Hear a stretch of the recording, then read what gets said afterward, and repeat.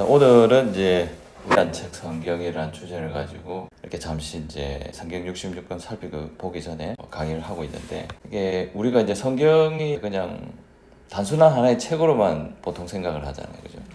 근데 이제 성경을 잘 보면은 그 성경이 만들어진 역사라든지 또 이 성경이 우리나라나 또 외국의 다른 나라에 번역되어져 들어가면서 그 성경 자체가 어떤 나라와 민족을 변화시키고 바꾸기도 하고 또 개인의 삶을 또 바꾸기도 하고 변화시키기도 하고 그리고 우리가 살아가는 삶의 환경들이 있잖아요. 이제 그 환경들 역시도 이 성경의 어떤 세계관이나 성경의 가치관이나 또 성경의 어떤 인생관 이런 것이 녹아져서 이 삶의 환경들을 바꾸는 걸 볼 수가 있어요. 이제 그런 것들을 우리가 인식을 좀 먼저 하고 이렇게 성경을 이제 공부를 하자 이런 뜻에서 우리 성경책이 얼마나 위대한 책인가 이거에 대해서 한번 생각해 보는 시간을 한번 계속해서 갖도록 하겠습니다. 우리 지난주에 이어서 성경이 개인의 삶을 어떻게 합니까? 개인의 삶을 변화시키죠, 그죠? 이분이 누군지 아시겠죠? 예, 어거스틴, 그죠? 이 어거스틴이라는 분이 정말 이렇게 생겼는지는 몰라요. 예, 모르지만 어쨌든 어거스틴이라는 이분이 기독교가 생긴 이후에 예수님이 십자가 못 박혀 돌아가신 후에 제자들에 의해서 이제 예수교라고 합시다. 그 예수교가 이제 복음이 전파되면서 나중에 결국은 이제 기독교 국가가 되잖아요, 그죠? 로마가 기독교를 받아들이면서 이제 그래서 이제 예수님 시대 때부터 시작해서 기독교 복음이 전파된 그 국교가 되기 전까지의 어떤 이 기독교의 그 하나님 말씀을 체계적으로 신학화시킨 사람이 최초로 신학화시킨 사람이 바로 이 어거스틴이라는 인물이에요. 이분이 이런 얘기를 한 거죠. 신약 성경은 어디 안에 숨어 있습니까? 구약 안에 숨어 있다. 예. 그러니까 이 말은 다르게 말해서 뭐냐면은 신약 성경의 관점을 가지고 구약 성경을 봐야 구약 성경이 예수님 시대 때부터 시작해서 기독교 복음이 전파된 그 국교가 되기 전까지의 어떤 이 기독교의 그 하나님 말씀을 체계적으로 신학화시킨 사람이 최초로 신학화시킨 사람이 바로 이 어거스틴이라는 인물이에요. 이분이 이런 얘기를 한 거죠. 신약 성경은 어디 안에 숨어 있습니까? 구약 안에 숨어 있다. 예. 그러니까 이 말은 다르게 말해서 뭐냐면은 신약 성경의 관점을 가지고 구약 성경을 봐야 구약 성경이 제대로 해석될 수가 있다. 예. 다른 말로 또 바꾸어 얘기하면은 신약의 중심이 누구냐면 예수님이잖아요, 그죠? 근데 그 예수님의 말씀과 예수님의 삶을 통해서 뭘 봐야 된다는 거죠? 구약을 볼 수 있어야 된다. 그 왜 그러냐면은 여러분 잘 아시다시피 이 구약 성경이라는 것은 구약 성경 안에 누가 숨어 있어요? 예수님이 다 숨어 있거든. 특히 그걸 뭐라고 하냐면 메시아 사상이라고 그러잖아요. 그죠? 그래서 구약 성경을 우리는 뭐라고 부르냐면 오실 메시아에 대한 예언이다라고 얘기를 하고, 신약은 오신 메시아에 대한 말씀이다라고 얘기하잖아요. 이제 그 의미예요, 이 의미 자체가. 그래서 이제 구약 성경은 신약 성경 안에서 명확하게 어떻게 될 수 있다? 그러니까 설명될 수 있다. 이렇게 이 어거스틴이 그렇게 본 거죠. 실제 그렇습니다. 예. 그리고 이제 성경은 하나님께서 영원한 나라로부터 우리에게 보내주신 하나의 긴 뭐라는 거예요. 예. 이분은 이제 사랑의 편지다 이렇게 했죠. 왜 사랑의 편지냐? 구약 성경을 읽다 보면은 하나님의 사랑이 엄청 느껴져요. 왜 그러냐면 인간이 죄를 짓고 영원한 죽음에 이를 수밖에 없는 그런 존재가 되었는데, 그래도 이 하나님께서 이 영혼을 구원하고 살리기 위해서 온갖 방법을 다 강구했는데, 그게 뭐냐면은 뭐죠? 하나님 당신 자신이 인간의 몸을 입고 예수님으로 이 땅에 오셔서 십자가에 못 박혀서 첫째 아담이 지은 그 원죄, 그 아담이 지은 죄에 대해서 내가 대신 어떻게 해야 되겠다? 죽어야 되겠다. 왜 그러냐면요. 하나님은 사랑의 하나님인 동시에 어떤 하나님이죠? 공의의 하나님. 그러니까 하나님 스스로 만든 법을 스스로 깨지를 못하잖아요. 그렇기 때문에 하나님 공의의 하나님이기 때문에 죄를 지으면 반드시 그 죄에 대한 대가를 어떻게 해야 됩니까? 치러야죠. 하나님이 아담과 하와에게 선악과를 따먹으면 너희가 정녕 죽으리라 이렇게 얘기했잖아요. 그죠? 근데 그 약속이 이루어져야 되잖아요. 그래서 누가 죽은 거예요? 예수님. 예수님이 하나님 당신 자신이 죽으러 이 땅에 오신 거죠. 그러니까 이거는 뭐냐면 얼마나 우리를 사랑했으면. 그래서 이제 이 어거스틴이 이제 신구약 성경을 쭉 읽으면서 느낀 게 뭐냐면 이 신구약 성경은 인간을 향한 하나님의 사랑의 뭐다? 편지다. 어떤 편지냐? 어떻게 인간이 구원을 얻을 수 있을 것인가? 어떻게 하면 인간이 살 수 있을 것인가에 대한 하나님의 사랑이 표현되어 있다. 그리고 영원한 나라에 이르기 위해서, 그죠? 이 땅에 살고 있는 우리는 많은 시간을 내어서 시간을 내는 게 중요하다. 근데 이제 사람들은 하나님의 말씀을 배우고 성경을 배우기 위해서 많은 시간을 그렇게 투자하지 않습니다. 예. 성도들을 보면 대부분이 그래요. 성경 공부하자면 뭐예요? 손살을 치는 사람이 굉장히 많아요. 근데 사람들은 뭘 잘 듣느냐면 설교는 또 잘 들어요. 설교는. 여러분 설교와 성경 공부는 완전히 좀 다른 측면이에요. 예. 설교는 하나님 말씀을 우리 일상생활의 삶을 적용시키는 것이라고 한다면, 근데 이 적용이 잘못될 수도 있잖아요. 그죠? 그 성경의 해석 자체가 잘못돼 버리면은 적용도 잘못돼요. 그냥 성도들이 잘못된 적용, 잘못된 해석의 설교를 듣게 되면 그것이 뭔 줄 알고, 그게 진리인 줄 알고 신앙인 줄 알고 사람들 그렇게 이제 신앙들이 그렇게 좀 사실 만들어져 오는 거예요, 사실. 그러니까 이제 종교인이 되는 거고 기독교는 종교화되는 거죠.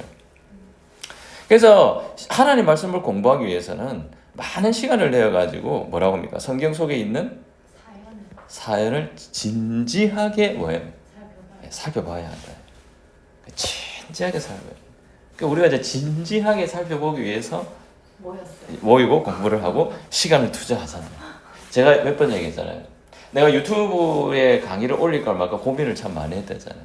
그 중에 하나가 뭐냐면은 현지 같이 와서 인격과 내가 유튜브에 강의를 올릴까 말까 고민을 참 많이 했다잖아요. 그 중에 하나가 뭐냐면은 현지 같이 와서 인격과 인격이 만나가지고 얼굴과 얼굴을 쳐다보면서 시간을 투자하고 물질을 투자해서 내가 그 말씀을 듣는가 하고 편안하게 내가 듣고 싶을 때 유튜브 이렇게 들어간 거 하고 그 집중력이 어떻습니까? 생각하고 고민하는 집중력이 천지차이다. 그러니까 똑같은 말씀을 듣지만 그 집중력에 있어서 생각하고 사고하고 고민하는 집중력, 이런 것들이 굉장히 현저히 어떻습니까? 유튜브를 통해서는 많이 떨어집니다. 그러니까 공부라고 하는 것은 진지하게 뭐입니까? 깊이 있게 내가 생각하고 고민하고 이런 과정들이 어떻습니까? 있어야 되는데 유튜브라고 하는 시간이 딱 어때요? 딱 몇 분 딱 정해져 있고 딱 그것만 듣고 그냥 넘어가요. 그러면 제가 볼 때는 뭐 그렇게 효과가 없다. 이 교육의 효과는 없다. 이렇게 보는 거죠. 그래서 여러분 귀하다라는 거예요. 제가 해도 좋은 것과 하지 말아야 될 것을 어떻게 잘 배워야 한다. 참 좋은 말했죠, 그죠? 그다음에 이제 여러분들 이제 어거스틴을 제가 소개한 이유는 뭐냐면 어거스틴이 굉장히 망난이었잖아요. 그러니까 여러분들 어거스틴이라는 인물은 어릴 때부터 젊을 때까지 여러분 머릿속에 나쁜다라고 하는 것은 거의 다 해본 사람. 어거스틴보다 여러분들이 훨씬 더 어때요? 착해요. 훨씬 더 착해요. 윤리적 도덕적 측면에서는. 예. 사실 비교가 안 돼요. 예. 그만큼 이 어거스틴은 어렸을 때부터 청년이 되었을 때까지 나쁜 짓은 다 해봤어요. 여러분 이 어거스틴이 정말 예수님을 만나고 나서 그리고 나서 그래서 쓴 책이 참회록이에요. 참회록. 그러니까 거기 보면은 자기가 지은 죄에 대해서 어떡합니까? 다 낱낱이 기록해 주고 있기 때문에 어거스틴이 어떻게 살았는지 이제 우리가 알 수 있는 것이죠. 근데 이제 그렇게 망나니와 같은 어거스틴이 변화될 수 있었던, 개인의 삶이 변화될 수 있던 가장 큰 이유가 뭐냐면 뭐라는 거예요? 성경이라는 거죠. 성경을 진지하게 그리고 깊이 있게 이것을 묵상하고 연구했을 때 이런 깨달음을 얻었을 뿐만 아니라 그의 개인의 삶이 어떻습니까? 변화되었다라는 거죠. 자, 그 다음에 여러분 이분 잘 아시죠? 누굽니까? 아브라함 링컨. 미국 사람들에게 미국의 인물 중에서 가장 존경하는 인물이 누구냐라고 했을 때 매번 1등하는 사람이 누구냐면 누굽니까? 에브라함 링컨이에요. 노예 해방을 시킨 에브라함 링컨. 이분이 게티스버그라고 하는 전투가 있었어요. 이게 남북 전쟁 시기 때 어떤 한 전투예요. 이분이 이제 그 연설을 하면서 이런 얘기했잖아요. For the people, of the people, by the people. 이 얘기 많이 들어봤다는 거죠. 국민에 의한, 국민을 위한 정부라고 해서 이게 굉장히 유명한데 이 말을 어디서 따왔냐면 여러분 지난주에 한번 배웠잖아요. 영국의 종교개혁자였던 존 위클리프. 이분이 라틴어 성경에서 볼게이트 라틴어 성경에서 영어로 번역한 성경을 영어로 번역한 최초의 사람 이 존 위클리프. 근데 이분이 나중에 그 부관 참시를 당할 정도로 성경 번역했다고 해서 굉장히 이렇게 비판을 받았던 사람이죠. 그러니까 이분이 성경을 번역한 이유가 뭐라 그랬죠? 국민들에게 자국어로 된 언어를 성경을 국민들에게 어떻게 하기 위해서? 전하기 위해서, 전달해주기 위해서 했다 그랬죠. 그러니까 이분이 이렇게 얘기한 거예요. 이 성경은 위클리프가 이 성경은 국민에 의한, 국민을 위한, 국민의 통치를 위한 것이다. 이 성경이라는 것을 이 위클리프가 온 국민한테 전달해서 이 민족 전체, 나라, 영국이라는 사회, 그리고 영국이라고 하는 그 국민들을 어떻게 하고 싶었던 거예요? 제대로 올바르게 변화시키고 싶었다라고 하는 것이죠. 왜 그러냐면 중세시대는 백성들은 성경을 가지고 있지 않았어요. 그리고 백성들이 성경을 가지고 있는 것 자체가 죄예요. 왜? 백성들이 성경을 스스로 읽고 스스로 해석한다는 것은 거의 있을 수 없는 일이에요. 왜? 성경 해석의 권한은 누구만 가지고 있냐? 교황만 가지고 있는 거예요. 예. 그래서 그게 죄가 됐다는. 그래서 그런 시대에 이 존 위클리프가 국민에 의한, 국민을 위한, 국민을 통치를 위한 것이 성경이다라고 얘기를 한 것이죠. 그래서 링컨은 어릴 때부터 이 성경을 늘 옆에 가지고 살았던 인물입니다. 이렇게 얘기하죠. 나는 성경이 하나님께서 인간에게 주신 가장 큰 선물이라고 믿습니다. 나는 하나님의 선물인 성경의 보화를 캐기 위해, 성경의 보화를 캐기 위해 날마다 뭘 묵상합니까? 성경을 묵상했습니다. 그러니까 성경에는 굉장한 보화들이 있는 거예요. 성경은 묵상하면 묵상할수록 새로운 것들이 늘 깨달아지는 게 이 성경이고, 우리 삶의 인사이트를 주고 우리 삶의 환경을 바꾸내는 놀라운 능력이 있는 책이 바로 성경이다. 이 성경 속에는 누가 있습니까? 예수 그리스도의 모든 값진 보화들이 다 들어있기 때문이죠 라고 얘기했다고 합니다. 그러니까 이 영향은, 어머니의 영향이 굉장히 큽니다. 어머니가 돌아가실 때에 가보로 성경을 물려주면서 이렇게 얘기합니다. 내 아들아, 이 성경책은 나의 부모님께 받은 것이다. 내가 여러 번 읽어 많이 낡았지만 우리 집의 값진 보배다. 내가 너에게 12만 평의 땅을 물려주는 것보다 이 한 권의 성경책을 물려주는 것을 진심으로 기쁘게 생각한다. 나는 네 성경을 읽고 성경 말씀대로 살아가는 사람이 되어다오. 하나님을 사랑하고 이웃을 사랑하는 사람이 되어다오. 이것이 나의 마지막 부탁이다. 이 성경의 요약을 참 잘했죠, 이분이. 왜냐하면 이 성경의 그 율법의 그 요약은 뭐라고 했습니까? 하나님을 사랑하고 이웃을 사랑하는 것이다.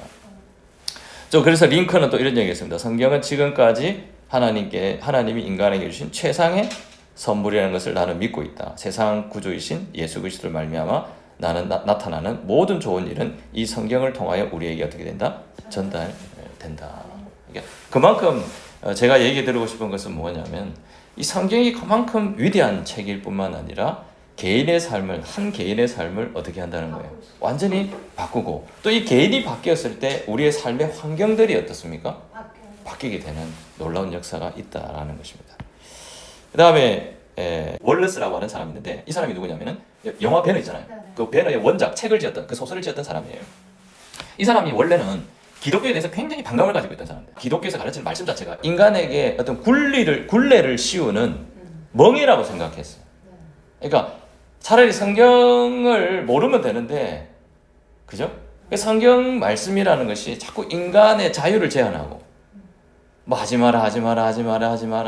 그러니까 이런 어떤 인간에게 굴레가 되고 멍해가 된다라고 생각했던 사람입니다. 그래서 성경이 얼마나 안 좋은 책인지 비판하기 위해서 성경을 읽었다가 그 예수님을 딱 본 거예요. 신약의 예수님을 보면서 그 예수님이 보니까 자기도 보니까 하나도 죄가 없어. 근데 예수님이 십자가에 어떻게 합니까? 못 박혀 돌아가셨다. 그걸 보고 이 웰레스라는 사람이 오히려 예수님을 영접하게 돼요. 그래서 배너라는 것이 탄생했다라는 거죠. 예수님, 진정한 예수님은 진정 예수님은 하나님의 아들이십니다. 그리고 저의 구세주입니다. 그러니까 성경을 반박하려고 성경을 읽었는데 오히려 예수님을 영접하게 되는, 그 사람을 변화시키는 놀라운 역사가 있었다는. 왜? 사람이 가서 설득한 게 아니거든요. 사람이 가서 그 사람에게 기독교를 변증한 것이 아니고 그냥 그 사람의 성경책만 봤는데도 그 사람의 생각과 마음을, 삶을 완전히 변화시켜 놓았다는 겁니다. 그 다음에 사람만 변화시키는 게 아니라 나라와 민족만을 변화시키는 것이 아니라 뭐도 변화시킨다는 거예요? 뭐도 변화시킵니까? 인간의 사상과 사고와 생각과 그리고 살아가는 삶의 환경을 다 변화시킵니다. 여러분, 도스토옙스키라고 하는 러시아 작가가 있잖아요. 이 러시아 작가, 여러분 죄와 벌 지은 사람, 가라모조프 형제들, 이런 책들 유명한 책이죠. 이분이 감옥에 갇혀서 죽었어요. 죽으면서 이 사람이 형무소에 있으면서 뭐라고 했냐면 아내에게 죽기 직전에 성경책을 읽어달라고 부탁을 했고, 그리고 성경책을 마음속에 끼고 가슴에 끼고 안고 죽었다라고 합니다. 이분은 이 죄와 벌이라는 책과 까라모조프라고 하는 형제들, 이런 책에 보면은 무슨 사상이 그게 묻어 있겠어요? 기독교적인 사상이 묻어 있는 거예요. 성경적 가치관이, 인생관이, 세계관이 그 책 속에 어떻습니까? 묻어 있는 거예요. 예. 그러니까 뭐냐면 이 성경책을 통해서 사람의 생각과 사상, 그죠? 을 변화시켰다라는 거예요. 예. 그리고 그런 놀라운 작품들을 만들어내게 됐다라는 거죠. 그러니까 이분이 이런 얘기를 합니다. 예수 그리스도, 이 광대한 우주에 그 이름만으로도 영혼을 구원할 수 있는 것은 그분에게 있지 다른 곳에 있다 없다. 이 말이 뭔 말입니까? 오직 예수만이 우리의 뭐다라는 거예요. 영원한 구원자시다라고 얘기하는 거죠. 그 다음에 이제 뭐냐면 톨스토이, 제가 제일 좋아하는 작가 중에 하나입니다. 제가 톨스토이를 너무 좋아해요.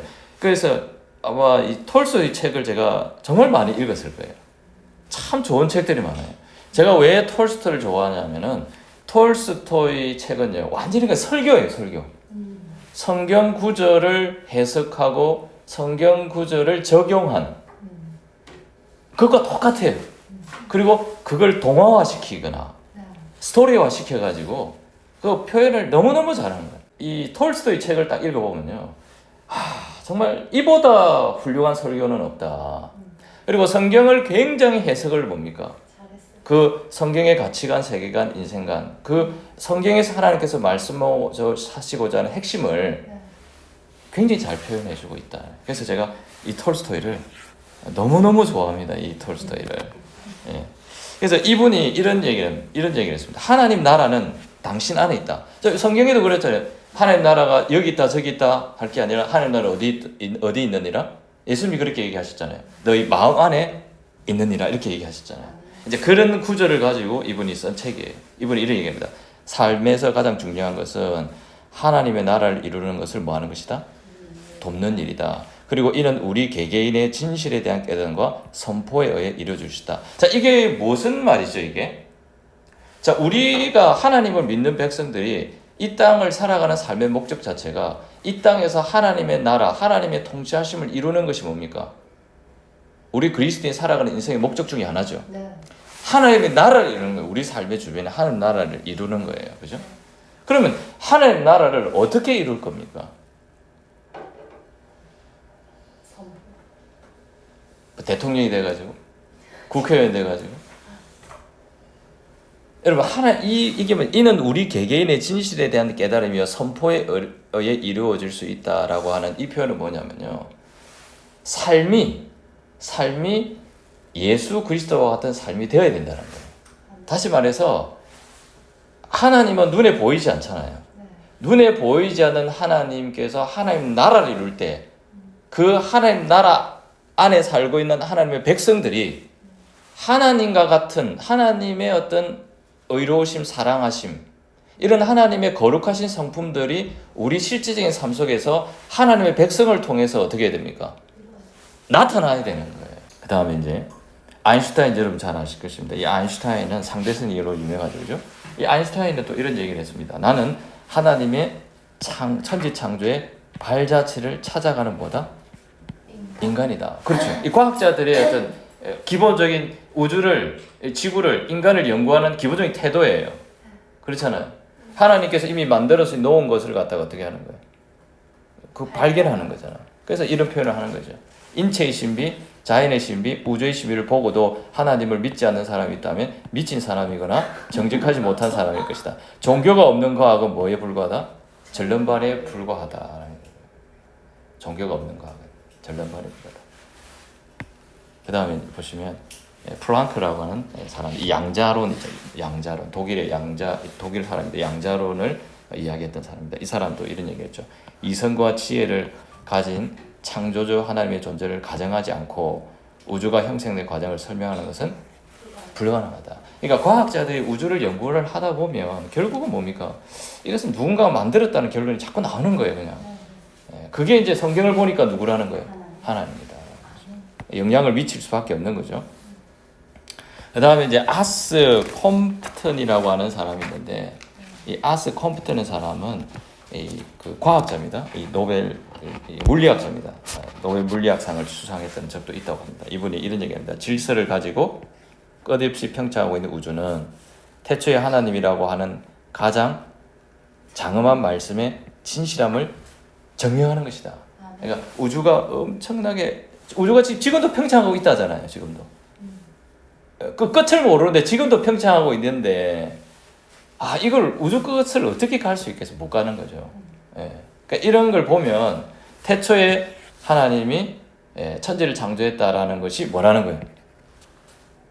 진실로 받아들일 수밖에 없다라는 거예요. 이제. 그리고 멜리컨이라는 사람이 있는데, 이 멜리컨이라는 사람은 또 이런 얘기를 했어요. 이분도 물리학자입니다. 하나님은 위대한 뭐다? 건축가다. 하나님의 영혼의 존재를 부정하는 유물론은 나로서는 생각에조차 싫다. 이런 얘기를 했습니다. 그리고 이분들은 누구냐면 이분이 존 글렌이라는 우주 비행사인데요. 이 존 글렌이라는 우주 비행사 이분입니다. 이분 연세가 제일 많으신 분. 이분이 이제 굉장히 고령으로 우주선을 타고 우주 비행을 한 사람이에요. 그래서 우주에 나가서 이렇게 보면서 그분이 했던 고백이 뭐냐면은 우주에 와 보니 하나님에 대한 믿음이 더욱 강해집니다. 나는 이곳에서 매일 기도하며 하나님 말씀 묵상하고 있습니다. 나는 지구의 모든 사람들도 하나님께 기도하고 말씀을 묵상해야 된다고 생각합니다. 그러니까 우주를 보는 순간 이 하나님에 대한 존재를 고백하지 않을 수가 없는 거죠. 그리고 그 하나님에 대해서 가장 잘 우리에게 말씀해 주는 것이 뭐라는 거죠? 성경이다라고 하는 거죠. 하나님의 나라를 이루는 것이다라는 겁니다. 그러니까 그 얘기죠. 대부분의 톨스토이 작품은 그런 관점을 가지고 이 작품들이 다 써 있었어요. 임종을 앞두고 자신의 딸 샤샤에게 이런 편지를 보냈습니다. 하나님은 한계가 없으시다. 모든 사람은 그를 부분적으로 이해할 뿐이다. 진리는 오직 하나님께만 존재한다. 이렇게 얘기를 하고 있습니다. 자, 여러분 우리가 영어 성경에 보면은 좀 이런 표현이 있잖아요, 그죠? 하나님은 제한이 없다고 얘기하죠, 그죠? 제한이 없고 또 모든 인간은 어떻습니까? 깨닫는다는 거죠. 스스로를 깨닫는데 뭘 깨닫습니까? 뭘 깨닫습니까? 제한된 부분, 한정된 부분만을 깨닫는다는. 그러니까 우리가 하나님을 다 안다고 착각하면 안 된다는. 지난번에 말씀드렸지만 성경 말씀이라는 것이 어떻습니까? 성경 말씀이라는 것이 우리가 아무리 읽어도 우리가 때로는 하나님을 다 안다 하지만 하나님을 다 알 수가 있다 없다? 없다. 인간은 항상 뭐가 있다는 거야? 한계가 있다라는. 그렇기 때문에 우리 누구를 의지해야 된다? 하나님을 의지해야 될 존재로 우리는 만들어졌다라는 거죠. 그 다음에 이런 얘기합니다. 가난한 사람을 사랑하는 것이 뭐다? 그리스도를 사랑하신다. 제가 늘 강조하는 거 있잖아요. 사회적 약자, 사회적 약자, 그죠?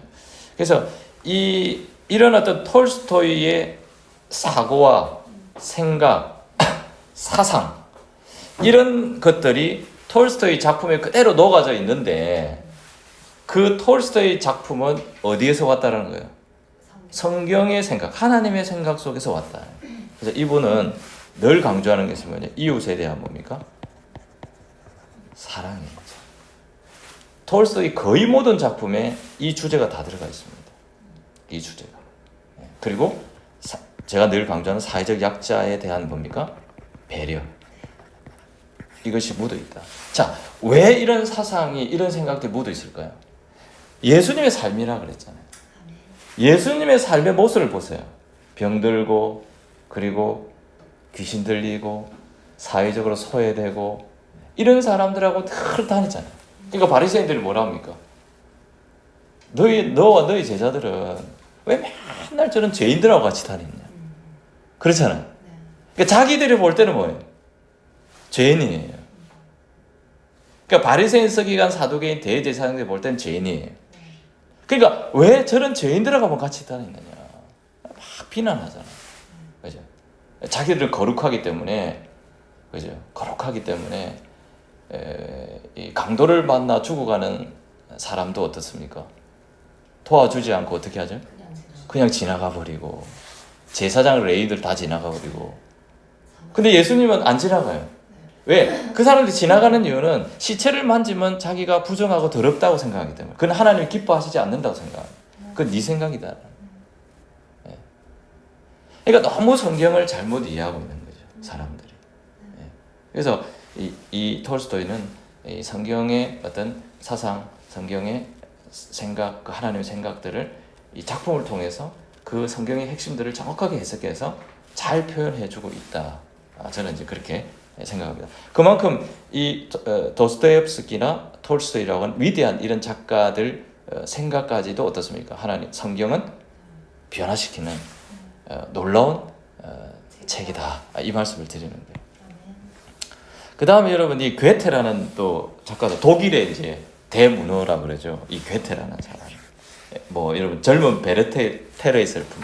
물론 뭐 자살 이런 것 때문에 조금 문제가 있긴 하지만 우리 예수 그리스도인들의 파달이 좀 그렇게 하지만 어쨌든 젊은 베르테의 슬픔이라든지 파우스트라는 이 작품 아주 유명하잖아요. 이분이 이런 얘기를 했습니다.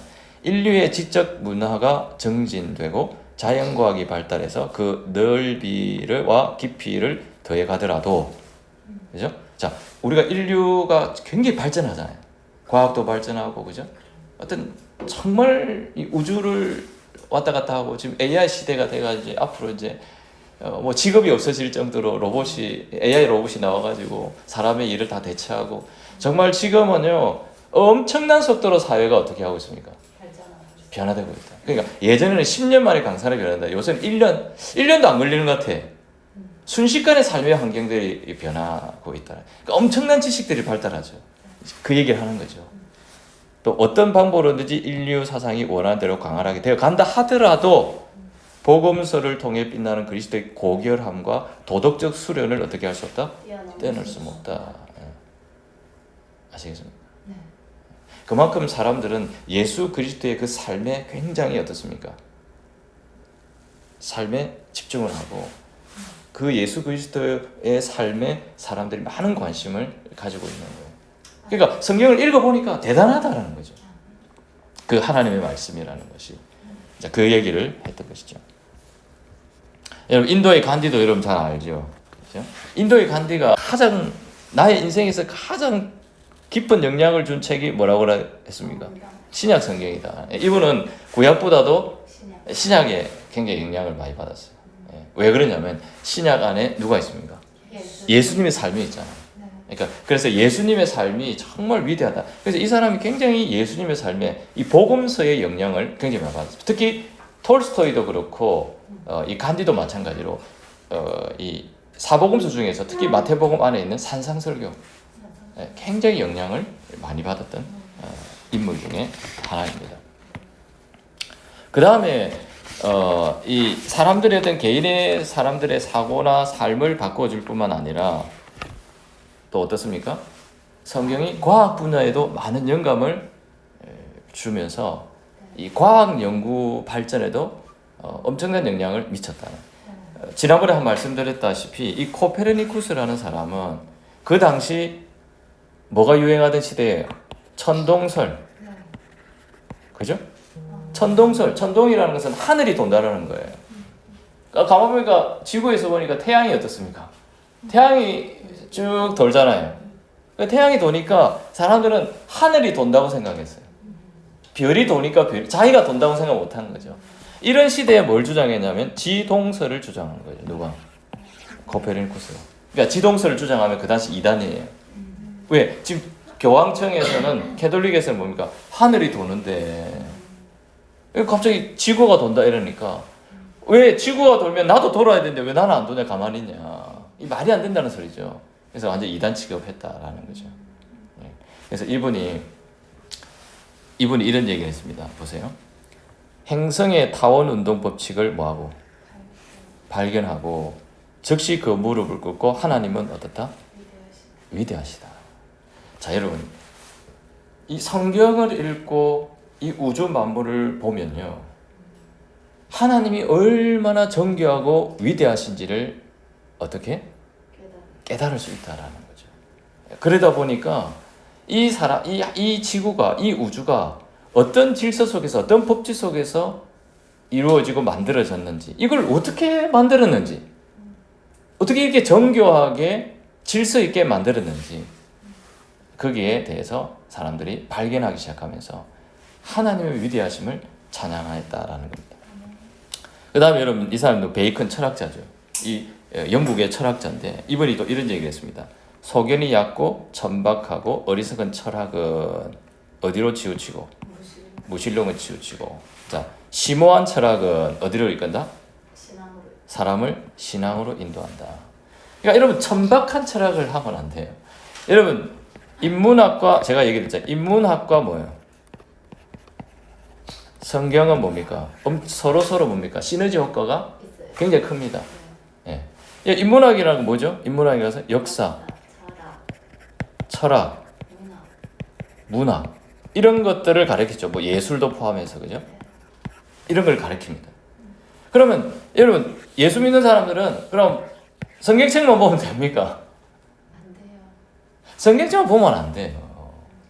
여러분, 제가 얘기했잖아요. 대부분의 종교개혁자들, 위대한 인물들은 다 인문학자들이에요. 자, 볼까요? 바울도 인문학자였습니다. 왜? 바울은요, 헬라 문화에 정통한 사람이에요. 그 당시 그리스 헬라 문화에 정통한 사람이에요. 네. 그리고 또 누가 있습니까? 앞에 말했어요. 어거스틴도 어디에 영향을 많이 받았죠? 철학의 영향을. 그 그리스 문화, 라틴 문화 이런 데 어떻습니까? 어거스틴이 굉장히 영향을 많이 받았어요. 오히려 철학 공부를 하고 나서 하나님에 대한 진지한 고민을 하기 시작하면서 신앙으로 들어가게 된 게 누굽니까? 이 어거스틴이에요. 그리고 종교개혁자들 역시도 대부분이 누구냐면, 종교개혁자 역시도 대부분이 어떤 사람이냐? 인문학자예요. 왜 그러냐면 그 당시 르네상스가 생기고 나면서부터 이 르네상스는 뭐냐면 옛날로 돌아가자거든요. 고전으로 돌아가자거든요. 그러니까 서양에서는 고전으로 돌아가자가 어떤 의미냐면 그리스 로마 문명으로 돌아가자라는 거예요. 그리스 로마 문명을 연구하다 보니까 그리스 신약 성경이 뭘로 기록되냐면 헬라어로 기록되어 있잖아요. 그러니까 신약 성경이 연구되어지고 거기에서 철학을 연구하고 역사를 연구하는 인문학자들이 다 종교개혁자들이에요. 그리고 나서 이제 성경을 연구하기 시작하니까 성경을 보니까 뭡니까? 너무 경청이 잘못된 거예요. 그래서 종교개혁이 일어나기 시작했다는 거예요. 그 시작은 다 어디라고요? 인문학으로부터 시작되었다라는 거죠. 그러니까 근데 여러분 소견이 얕고 천박하고 어리석은 철학을 하라는 게 아니고 이러면 다 어디에 빠집니까? 무신론에 빠지만 정말 심도 있게 역사를 공부하고 심도 있게 진지하게 철학을 공부하고 진지하게 문학을 공부하면요. 그 인문학이 어디로 우리를 이끈다고? 신앙으로 인도한다라는 거죠. 그 다음에 여러분 아이작 뉴턴이라는 사람은 그 당대에 근대 과학이 발달할 때 그 근대 과학자 중에서 거의 천재로 불렸던 사람이 아이작 뉴턴입니다. 이분이 이게 성경에 대해서 이런 얘기를 했습니다. 어떠한 세속의 역사에서보다 성경은 뭡니까? 더욱더 확실한 진리가 있다. 태양, 행성, 해성 등으로 이루어진 지극히 아름다운 우주는 지성을 가지고 있는 강력한 실제자가 이제 하나님이죠. 의도를 보여주고 있으며 만물을 거느리고 통치하시는 그 실제자로 인해 비로소 우주가 존재되었다고 말할 수밖에 없다. 지극히 높은 하나님은 영원 무궁하며 참으로 완전한 분이시다. 그러니까 과학자거든요, 이분이. 과학자니까 어떤 과학의 법칙들을 많이 발견할 거 아니에요. 그러니까 발견하고 우주를 연구하다 보니까 와, 아까 앞에서 얘기했듯이 코페르니쿠스 같이 그런 고백을 할 수밖에 없는 거예요, 과학자들은. 어떻게 이 우주가 이렇게 질서 있게 이런 법칙들을 만들어 놨나, 그죠? 어떻게 이런 놀라운 우주가 이렇게 존재할 수 있나? 그러니까 누구를 고백할 수밖에 없어요. 와, 이거는 신이 아니고서는 하나님이 아니고서는 이런 것을 창조할 수 없다. 이렇게 본 거죠. 그래서 이제 성경에 분명히 그렇게 돼 있잖아요. 창세기 1장 1절에 하나님이 천지를 창조하시느라 이렇게 돼 있잖아요. 그죠? 그러니까 분명히 그렇게 못을 받고 있잖아요. 네. 그리고 명확하게 얘기를 하고 있잖아요. 그러니까 이 과학자들 역시도 하나님을 찬양했다라는 겁니다.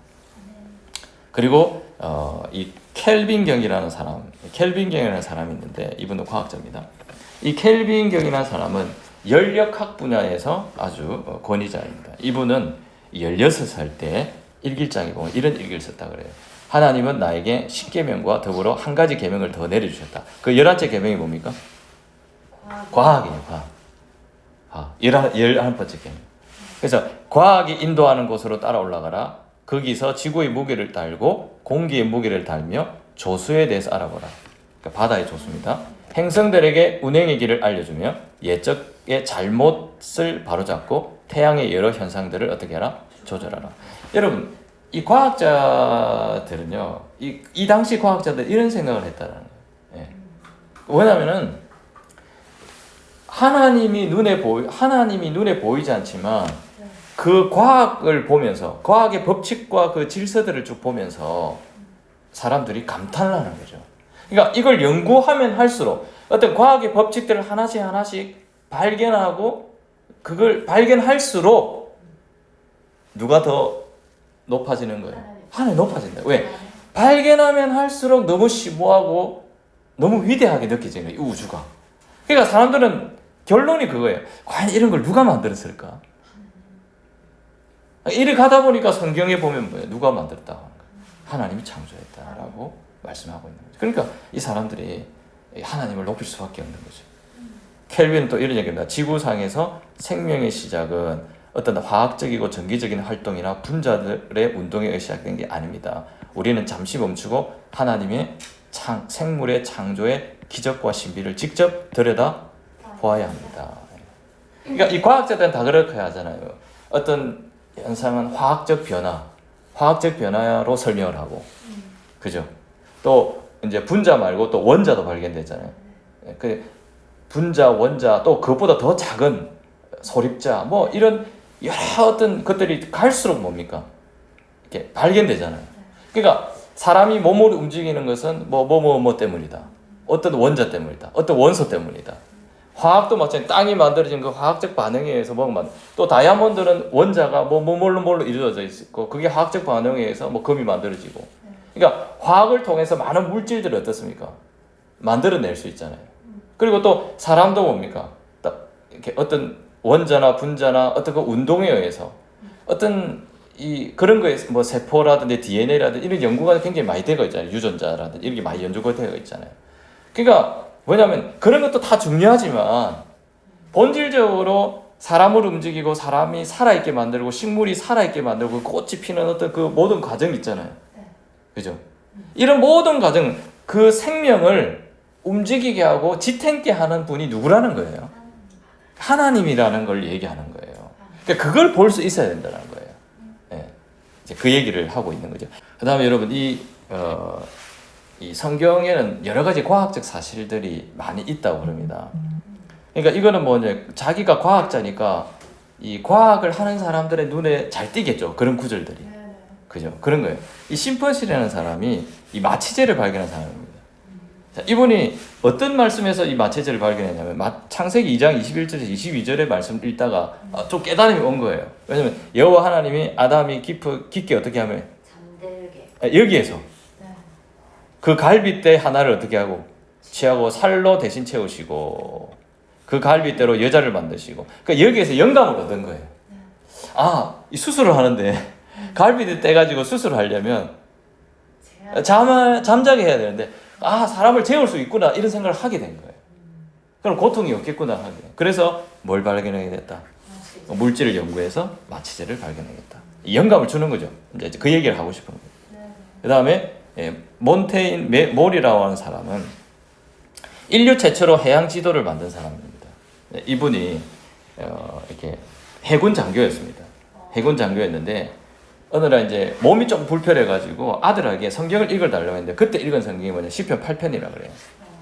그 시편 8편을 딱 읽으면서 자 이분이 해양 분야에 종사를 하니까 그 말씀이 어떻습니까? 바다 얘기 나오면 기가 뻔쩍하겠죠. 자 공중의 새와 바다의 물고기와 바다 길에 다니는 것이니라. 그러니까 이 사람이 뭐예요? 바다에도 뭐가 있는지 바다 안에도 길이 있다라는 것을 알게 됩니다. 그리고 또 시편 107편을 읽다가 보세요. 배들을 바다에 띄우시며 큰 물에서 일하는 자는 여호와께서 행하신 일과 그의 기이한 일들을 깊은 바다에서 보나니. 자, 큰 물에서 뭐 한다라는 거예요? 일하는 자. 그리고 여호와께서 행하신 그 일과 그의 기이한 일들을 깊은 바다에서 본다. 그러니까 하나님이 깊은 바다에서 뭡니까?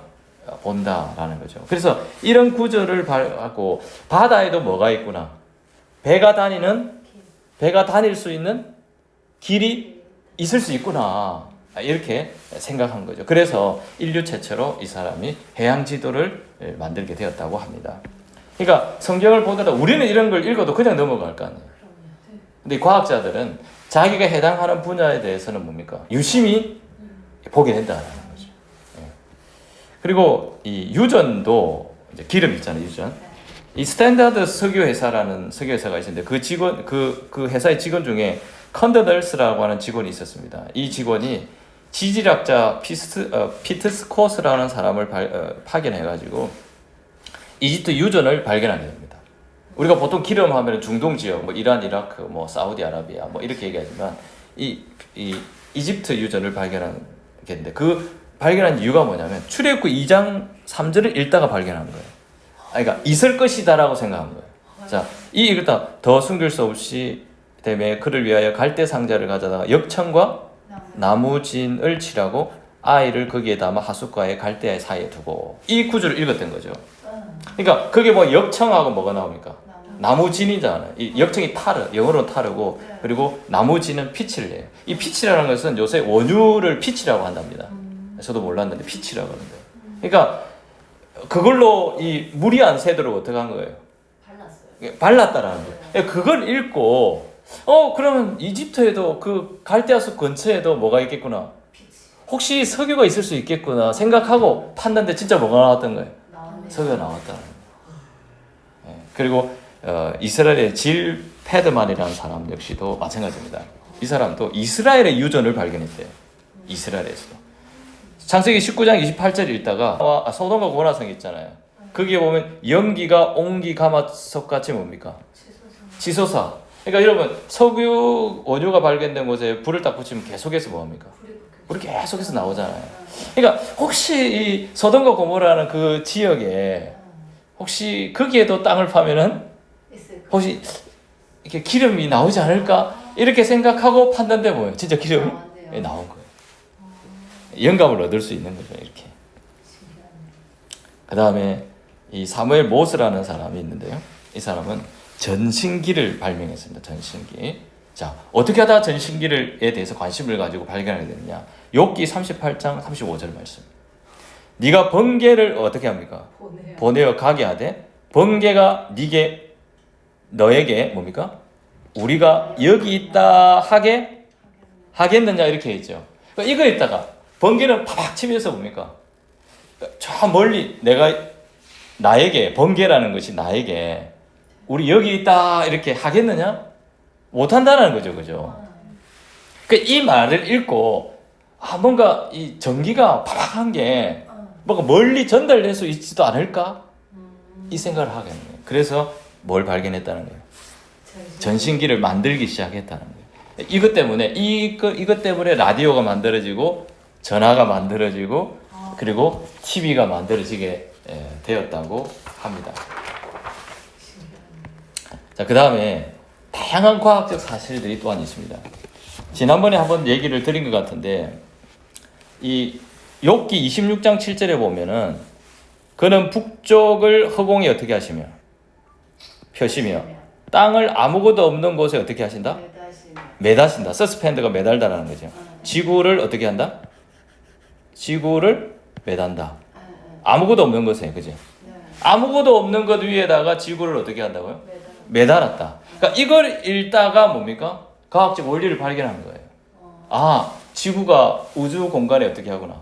덩어리 떠가 있구나. 이거를 이제 깨달았다는 거죠.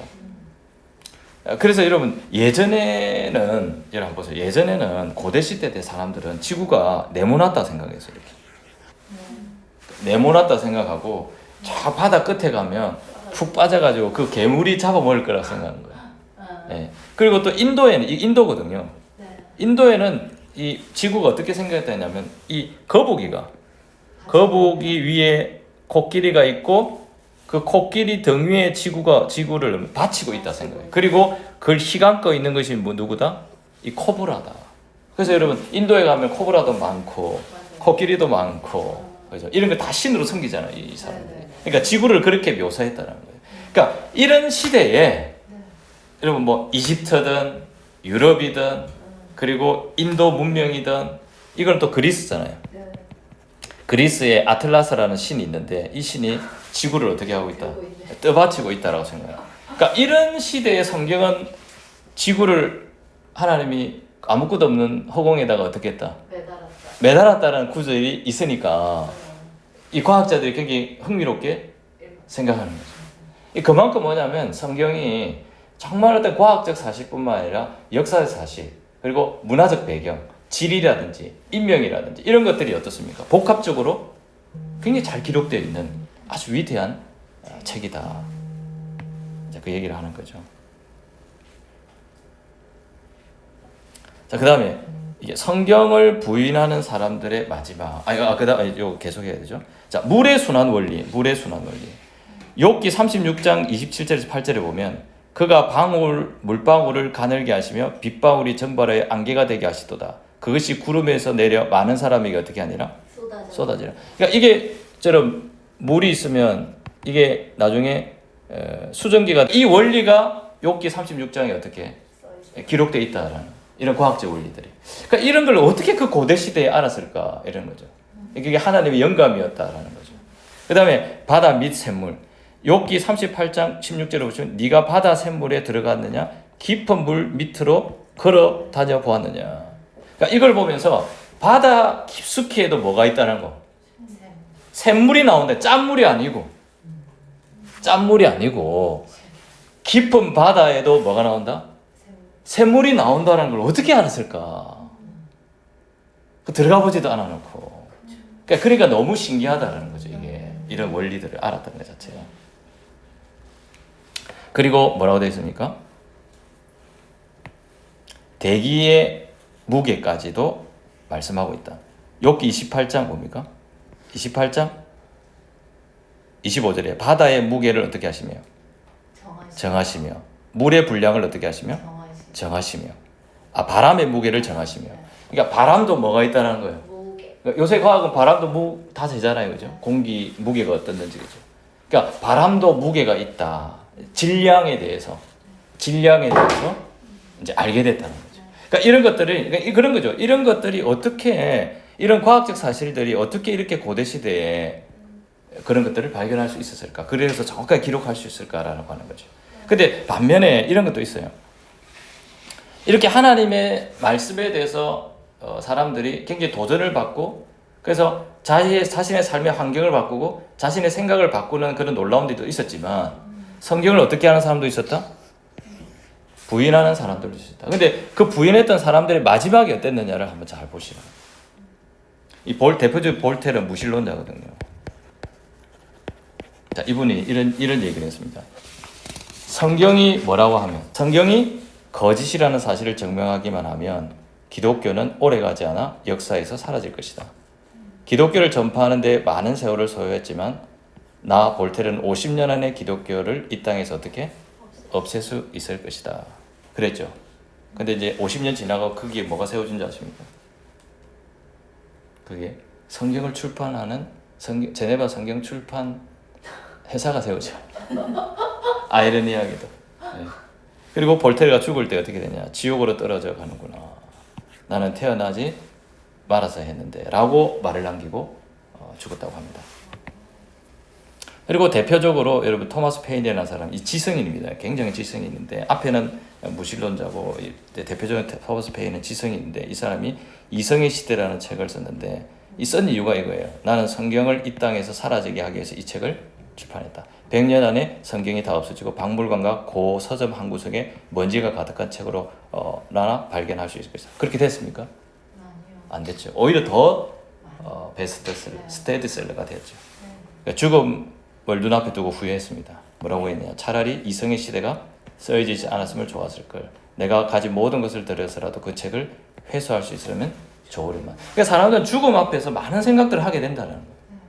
죽음 앞에서 하나님에 대한 존재, 죽음 후의 세계, 이런 거에 대해서 사람들은 진지하게 고민을 할 때 자신이 하나님에 대한 존재를 부인했을 때 두려움이 생기게 된다는 거죠.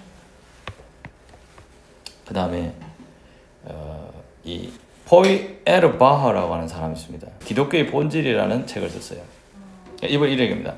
하나님이 사람을 만든 것이 아니라 사람이 하늘을 만든 것이다. 하나님이 존재하면 좋겠다라고 바라는 사람들의 마음의 생각이 하나님을 만든 것이지 하나님이 존재하는 것은 아니다. 그러니까 사람이 하나님을 만들었다는 거예요. 뭐 신이 존재했으면 좋겠다. 이런 생각 속에서 하나님이 만든 것이다라는 거예요. 그러니까 이 영향을 어떤 사람들이냐, 공산주의 이론을 만들었던 칼 마르크스에게 영향을 주고, 진화론을 세웠던 다윈에게 영향을 주고, 그리고 무신론자인 니체, 이 세 사람에게 뭡니까? 영향을 미쳤던 사람 중에 하나입니다. 이분이 이런 얘기합니다. 다윈이 죽기 전에 가장 가깝게 교제하면서 지냈던 호프라는 여사가 있는데, 이분이 전했던 다윈의 마지막 이야기를 이렇게 얘기합니다. 다윈이 사망의 7개월 전인 1881년 9월 28일에 소파 위에 누워 히브리스를 읽고 있었다. 그리고 다윈이 이렇게 고백했대요. 저는 미숙한 사상을 가진 젊은이였습니다. 저는 모든 사물과 현상에 대해 의심부고 접근했습니다. 그런데 사람들은 진화론을 하나님의 학문이 아니라 창조론에 적대시하는 종교를 만들어 신봉했습니다. 놀랍게도 그 사상이 산물처럼 번져갔고 사람들은 그것으로 뭘 만들었다? 종교를 만들었다. 그러니까 자기 의도와는 달리 이 진화론이 그냥 종교화되는 것을 우려했다는 거죠. 그러면서 이럽니다. 나는 이제 확실히 갈보리 십자가를 바라볼 수 있게 되었어. 그러면서 이 다윈 박물관에 보관되어 있는 성경을 보면, 다윈 성경을 보면 펴 있는 것이 히브리서 6장 1절에서 2절을 펼쳐져 있다 그래요. 자, 그러므로 우리가 그리스도의 도의 초벌을 버리고 죽은 행실을 회개함과 하나님께 대한 신앙과 죽은 자의 부활과 영원한 심판에 관한 교훈의 틀을 다시 닦지 말고, 뭔가 성경에 대한 어떤 이렇게 뭐 다윈처럼 아니면 무신론자들처럼 성경을 엉터리로 해석하고 뭐 새로운 걸 막 이렇게 하려고 하지 말고 그 성경 그 말씀의 교훈, 그 교훈을 그대로 가지고 어떻게 하라는 거예요. 나아가라는 것이죠. 그리고 여러분 잘 아시는 칼 마르크스 역시도 뭡니까? 하나님을 거부하고 물질이 이 세상을 지배하는 유물론적 사관. 그러니까 모든 유물에 뭐가 들어있다? 유물론적 신관이라고 하는 것은 사물에 뭐가 들어가 있다는 거예요. 신이 다 깃들려 있다라고 생각하는 거죠. 그 자체. 그리고 공산주의, 여기에서 공산주의 이론이 만들어서 나왔다라는 거죠. 그리고 니체는 이렇게 얘기합니다. 신은 죽었다. 그리고 신은 더 이상 존재하지 않는다. 그리고 신은 어디인가 살아있을지 모른다. 하나님을 인정하면 내가 어떻게 할 것 같아? 미칠 것 같아. 하나님을, 이분이 목사님 아들이었어요. 니체가. 그러니까 이분이 하나님의 존재를 막 거부하려고 하는데도 마음속에는 뭡니까? 아닌데 하면서도 거부를 안 하면, 내가 하나님을 인정하면 내가 지금까지 하나님의 존재를 거부하고 살았는데 이걸 인정해버리면 뭡니까? 내가 미칠 것 같다라는 거예요. 제가 그랬잖아요. 한국교회 성도들은 이렇게 동굴 안에 있으면서 동굴 밖의 세계를 보고 온 사람이 막 얘기하면 그런가. 그럼 내가 살아온 세월들, 이 동굴 안에서 지냈던 세월들이 뭐예요? 내가 했던 많은 행위들이, 종교적 행위들이 허무해지잖아. 그러니까 뭘 인정하기 싫은 거예요? 진짜 세계를, 진짜 진리를 인정하고 싶지를 않은 거예요. 그 얘기를 하는 거예요. 이 니체가 바로 그런 생각을 가지고 있었다라는 거죠. 자, 위대한 책 성경은 어떻게 됩니까? 열심히 공부하고 끊임없이 배워야 하는 하나님의 말씀이다. 신명기 6장 7절에 보면 네 자녀에게 어떻게? 부지런히 가르치고 이 말씀을 어떻게 하고? 강론할 것이며 여호수아 1장 8절에 주야로 그것을 어떻게 하라고? 묵상해라. 그만큼 위대한 책, 성경입니다. 오늘 첫 번째 강의 여기서 마치도록 하겠습니다.